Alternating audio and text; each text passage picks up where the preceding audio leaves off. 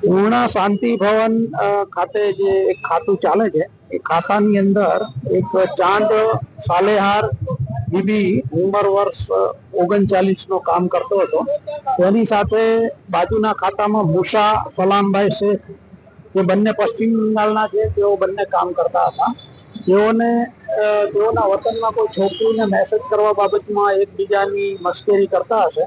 તેમાંથી આજે સવારે 8-8:30 વાગ્યાના સુમારે મરણ જનાર છે તેને આરોપી મુસા સાલમભાઈ શેખ નાઓએ કાતરના પીઠના ભાગે 2 થી 3 ઘા ઝીકી અને મોતને ઘાટ ઉતારેલ છે. આ બાબતમાં તપાસ પોલીસ ઇન્સ્પેક્ટર શ્રી વિક્રમ દેસાઈ કરી રહ્યા છે. આરોપીને પણ થોડી ઈજા થયેલ હોય તેને સિવિલ હોસ્પિટલમાં સારવાર હેઠળ છે અને ત્યાં પોલીસનો જાપ્તો રાખવામાં આવેલો છે. આગળની તપાસ તજવીજ ચાલી રહી છે.